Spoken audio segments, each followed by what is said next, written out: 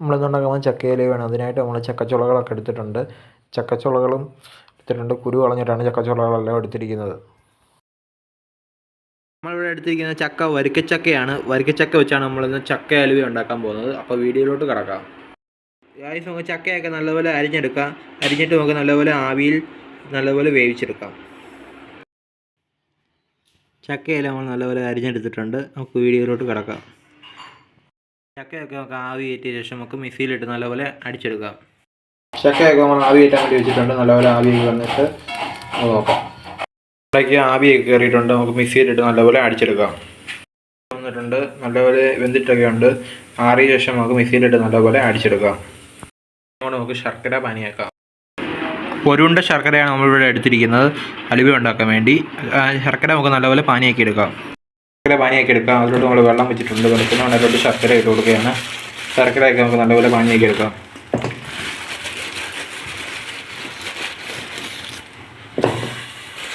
ശർക്കര മൊത്തം ചേർത്ത് കൊടുത്തിട്ടുണ്ട്. നല്ലപോലെ പാനിയായിട്ട് വരട്ടെ. നല്ലപോലെ അരച്ചെടുത്തിട്ടുണ്ട്. നമുക്ക് അടുത്ത പരിപാടിയിലോട്ട് കിടക്കാം. നല്ലപോലെ പാനിയായിട്ടുണ്ട്. നമുക്ക് അരിച്ചെടുക്കാം. ശർക്കരയൊക്കെ നല്ലപോലെ അരിച്ചെടുത്തിട്ടുണ്ട്. വീണ്ടും ആ പാത്രത്തിലൂടെ തന്നെ ഒഴിച്ചിട്ടുണ്ട്. ആഡ് ചെയ്ത് കൊടുക്കാം. ചക്കയൊക്കെ ചേർത്ത് കൊടുക്കുകയാണ്.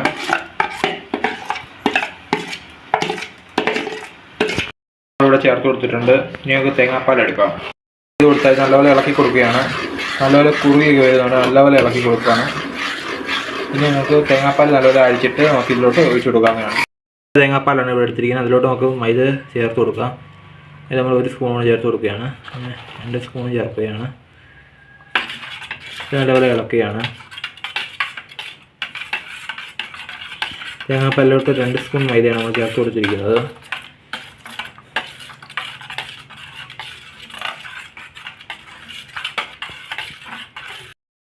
ഒരു കോൺഫ്ലവറോ അരിപ്പൊടി എന്നിട്ട് ചേർക്കാവുന്നതാണ്. നമ്മൾ മൈദ അതിലോട്ട് ചേർത്ത് കൊടുക്കുകയാണ്. ചേർത്തിട്ട് നല്ലപോലെ ഇളക്കുകയാണ്.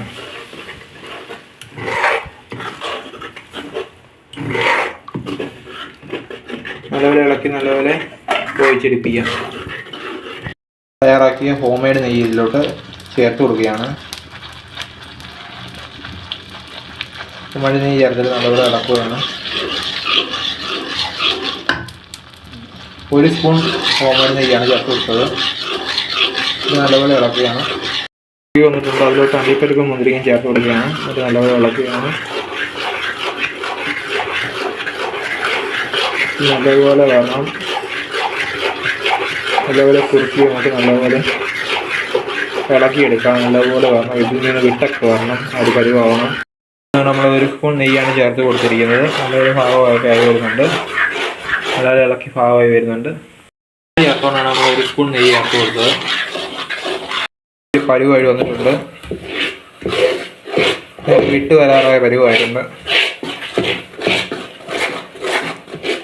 നമ്മൾ കുറച്ചുകൂടെ ഇളക്കുകയാണ്. ചക്കയില ഇവിടെ വിട്ട് വന്നിട്ടുണ്ട്. നമുക്കിനി പാത്രത്തിലോട്ട് മാറ്റാം. മാറ്റി നല്ലപോലെ ഫില്ല് ചെയ്ത് വെക്കാം. നമുക്ക് പാത്രത്തിലോട്ട് സെറ്റ് ചെയ്ത് വെക്കാം.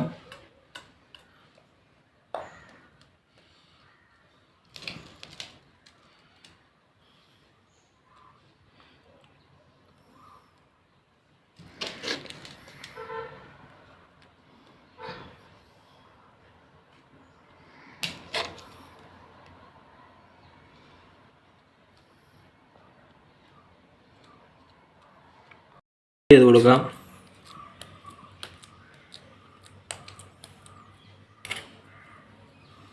അല്ലെങ്കിൽ നമ്മളിവിടെ നല്ലപോലെ ലെവലാക്കി കൊടുക്കുകയാണ്.